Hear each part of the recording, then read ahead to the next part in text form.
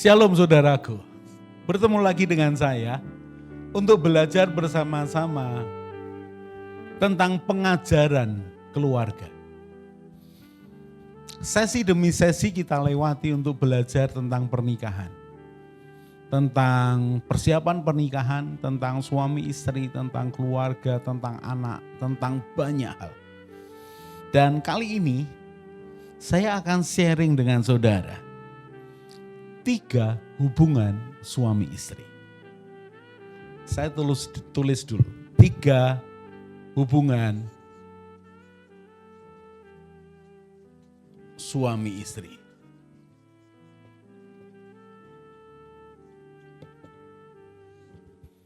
Ketika saya membuat buku lipat seperti ini, buku dengan judul 3 hubungan suami istri selalu sold out. Susah carinya, cepat habisnya. Saya tidak tahu apakah mereka itu tertarik dengan judulnya atau mereka punya imajinasi tertentu dengan judul 3 hubungan suami istri. Dan kali ini saya mau berbagi dengan saudara. Maksudnya 3 hubungan suami istri itu seperti apa?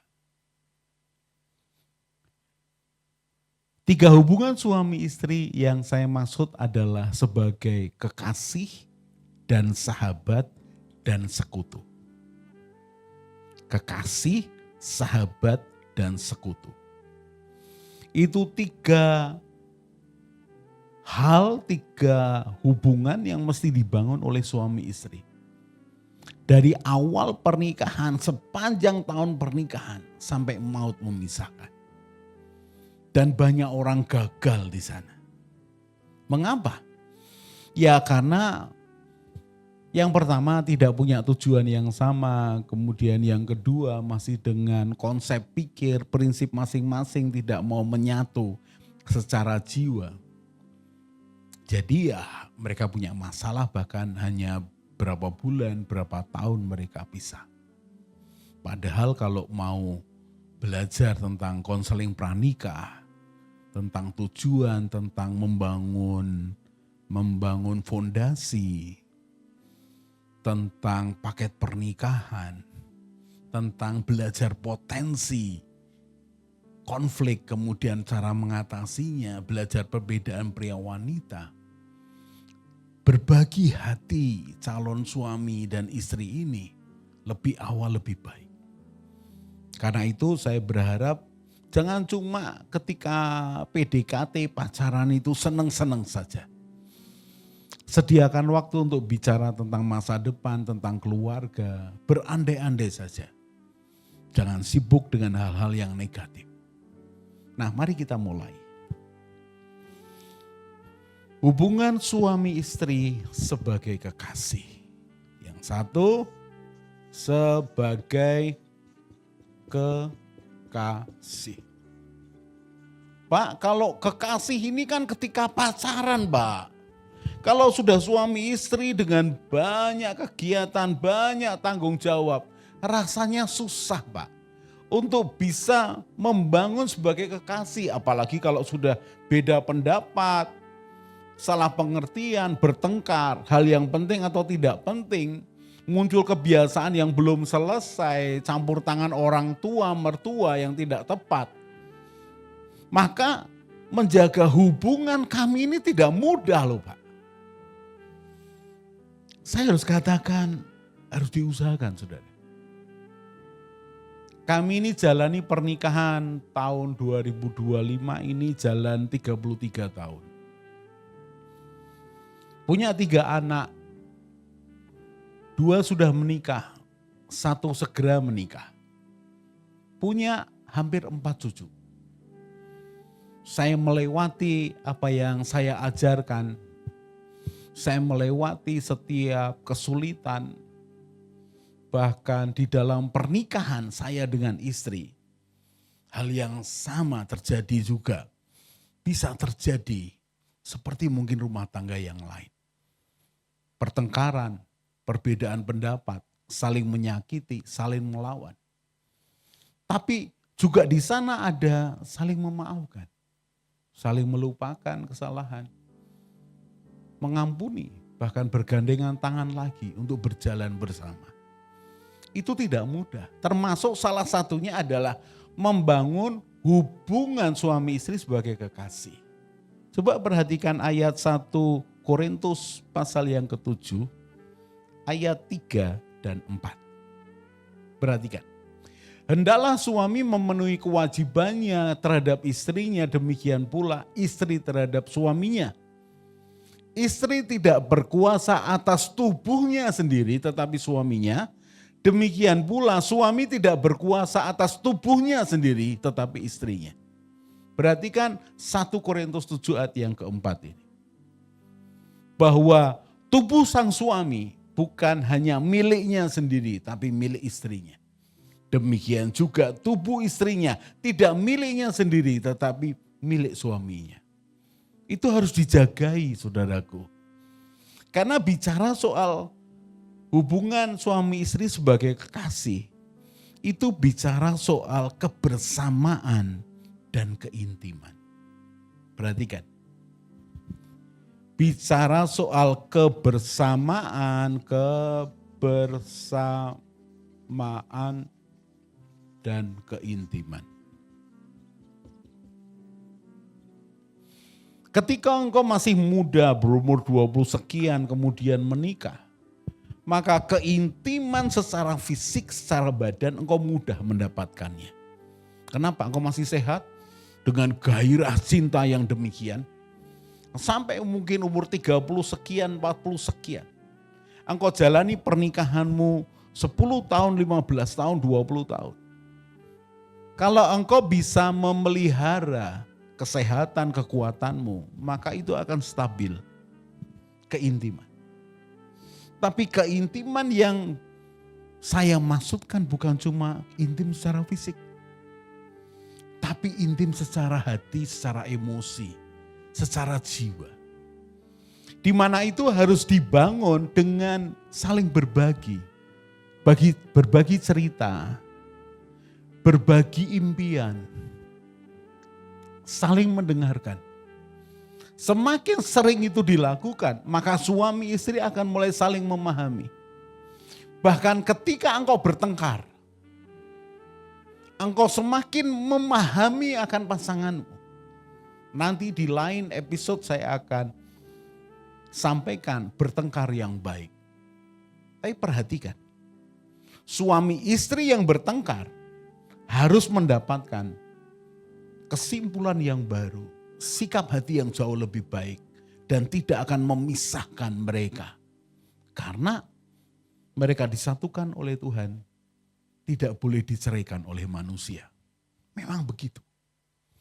Jadi keintiman ini dibangun dengan waktu, terus menerus. Kebersamaan sama. Engkau bersama-sama melakukan kegiatan membesarkan anakmu, mengatasi setiap masalah.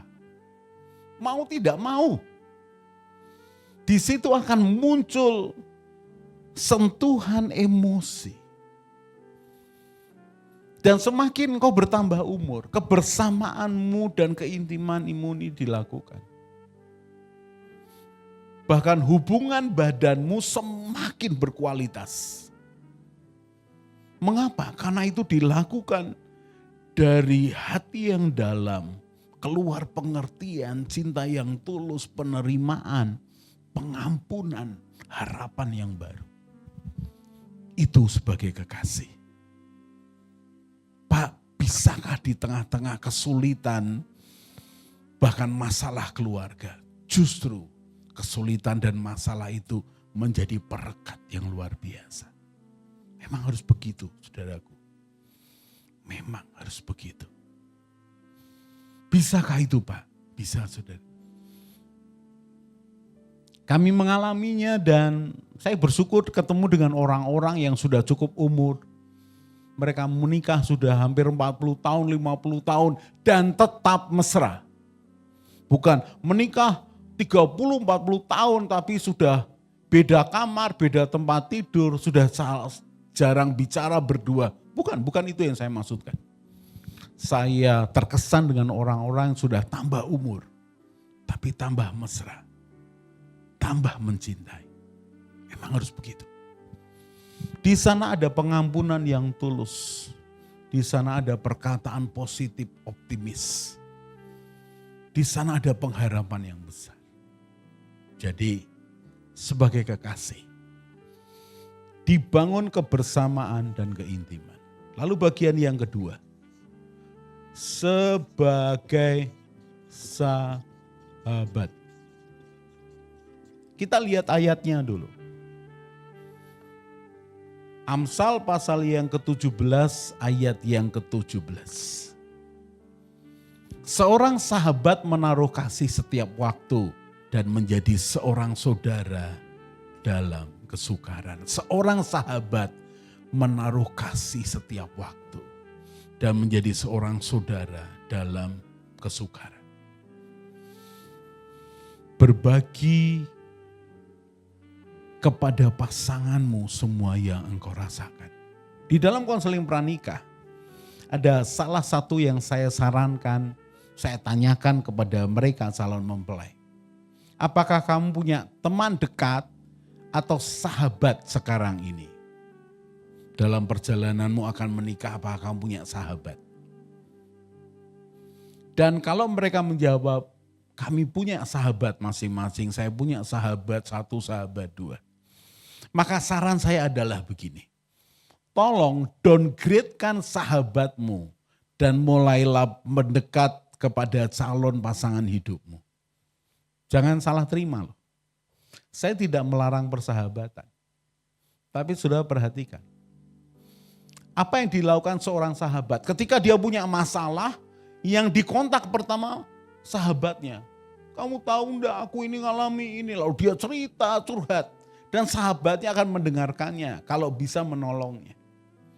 Orang pertama yang dikontak. Dan kalau saya katakan downgrade-kan, turunkan status sahabat temanmu ini. Bukan berarti engkau putus sama sekali. Engkau kurangi. Engkau lebih menomorsatukan calon istri dan calon suamimu sebagai calon sahabat sejatimu. Memang harus dibangun. Jadi kalau engkau lagi punya masalah atau apa, curhatlah kepada calon suami, calon istrimu. Pertama, temanmu, sahabatmu mungkin nomor 3, nomor 4 kalau engkau masih belum puas. Tapi jangan geser proses menjadikan suamimu atau istrimu sebagai sahabat. Itu luar biasa. Itu luar biasa. Karena kalau kita bicara persahabatan itu bicara soal kepercayaan dan setia kawan. Bukan masalah baik buruk, setia kawan. Dan setia kawan ini memang harus dibangun dalam hidup suami istri. Memang harus begitu. Suami istri mesti saling curhat, membuka diri.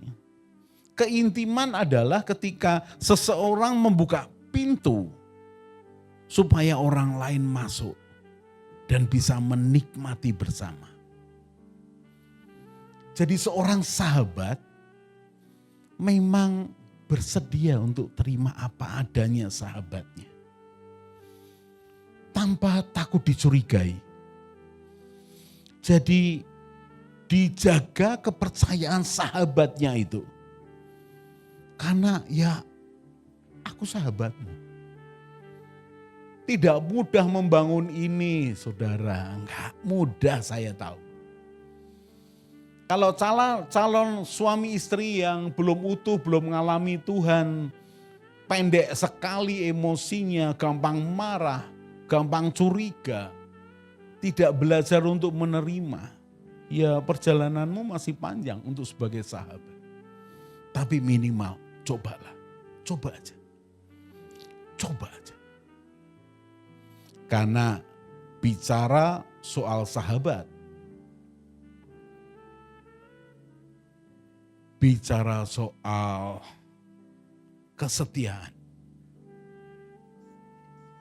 Kesetiakawanan, kesetiaan, dan kepercayaan.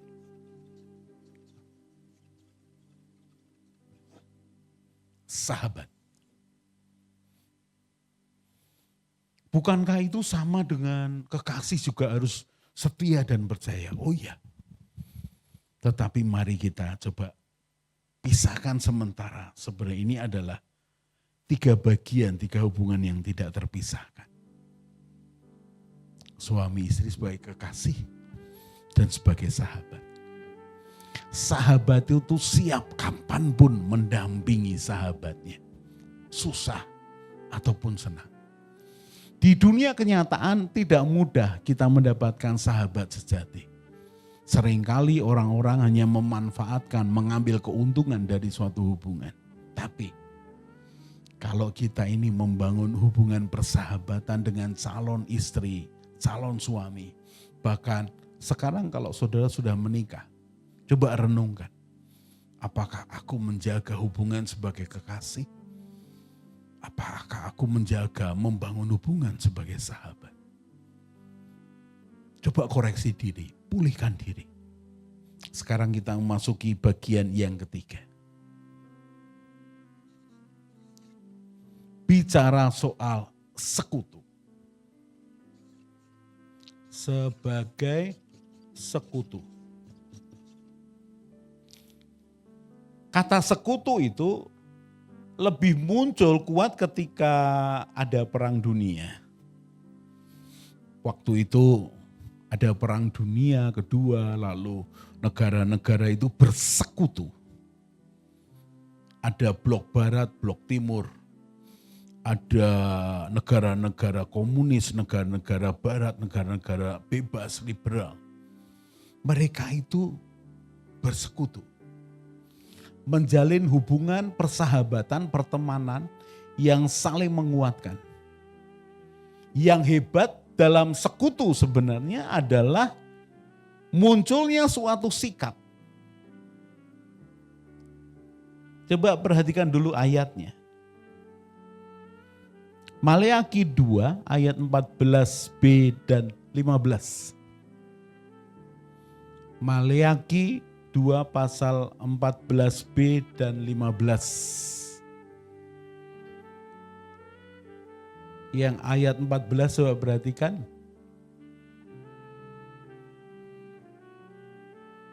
Saya baca dari awal mungkin lebih utuh ya.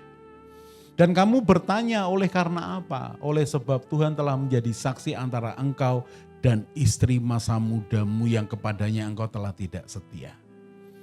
Perhatikan kalimat yang B. 14b, munculkan yang 14 saja. Padahal dialah teman sekutumu dan istri seperjanjianmu. Dia teman sekutumu dan istri seperjanjianmu. Ayat yang ke-15. Bukankah Allah yang esa menjadikan mereka daging dan roh? Dan apakah yang dikehendaki kesatuan itu? Keturunan ilahi. Jadi jagalah dirimu dan janganlah orang tidak setia terhadap istri dari masa mudanya. Mengapa? Sekutu. Di dalam 1 Samuel ada suatu peristiwa bagaimana Daud itu menyatu dengan Yonatan. Daud menyatu dengan Yonatan. Dan peristiwanya indah sekali. Yonatan melepaskan jubahnya, memberikan senjatanya, bahkan baju perangnya kepada Daud dan ikat pinggangnya. Daud menerimanya, itu bagian dari kita ini melebur identitasnya. Itu sekutu. Itu sekutu. Jadi temanmu adalah temanku, musuhmu adalah musuhku. Suami istri harus pada sikap yang seperti itu. Sekutu, saudara. harus punya yang namanya empati yang dalam. Punya empati yang dalam. Dan posisi yang sama. Apapun yang terjadi dengan sekutumu, suamimu atau istrimu. Apa boleh buat? Saya pernah katakan bahwa kalau suamimu salah di hadapan keluargamu yang pihak istri, engkau sebagai istrinya, berdirilah di samping suamimu. Engkau tahu kesalahan suamimu, engkau tahu yang salah, yang berakibat merugikan. Berdirilah di samping suamimu sebagai rekan yang satu empati, merasakan kesalahan yang sama, penyesalan yang sama. Bukan membela diri, tapi adalah duduk bersama dengan suamimu. Ketika keluarga dari pihak perempuan atau orang tuanya perempuan marah-marah, sang istri mesti duduk di samping suaminya. Ya, aku ikut menanggung apa yang dilakukan suamiku. Itu sekutu, saudara. Dalam kenyataannya banyak orang tidak siap dengan sekutu ini.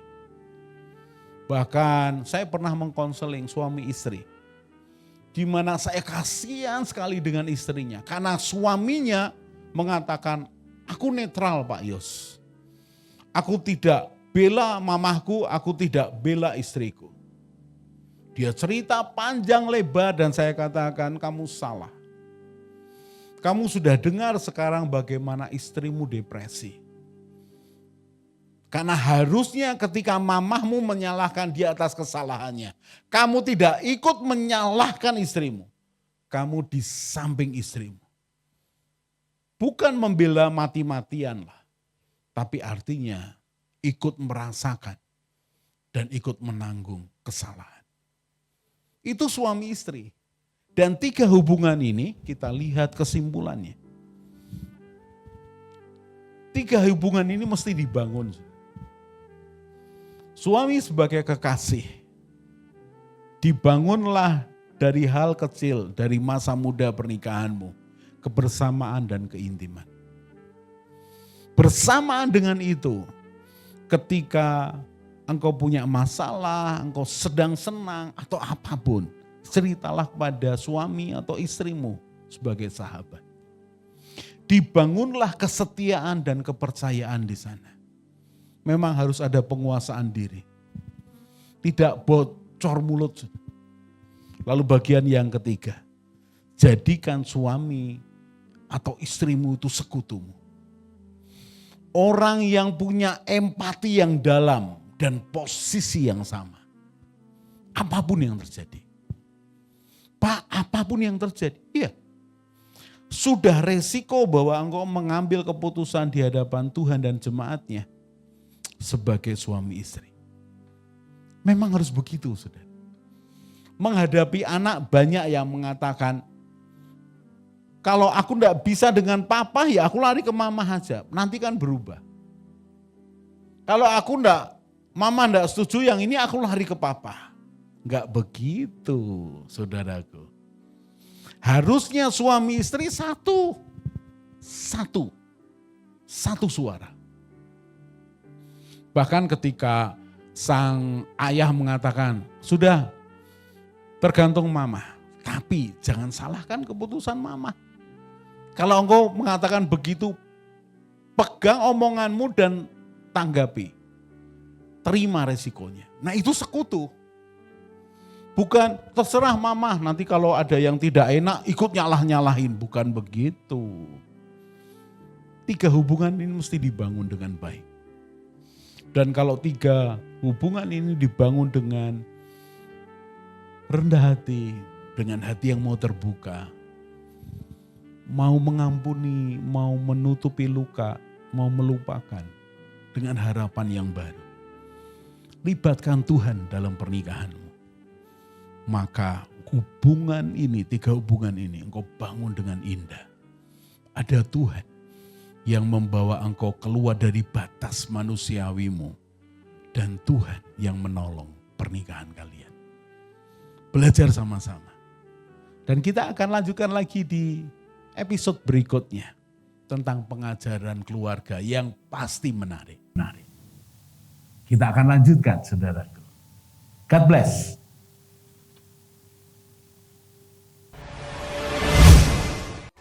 Mari bergabung dalam Keluarga Indonesia dengan cara subscribe channel ini. Di Keluarga Indonesia, kita akan belajar bersama tentang pranikah, pernikahan, keluarga, parenting, mertua menantu, dan juga family unboxing. Jadi jangan lupa share kepada teman dan keluarga dan juga subscribe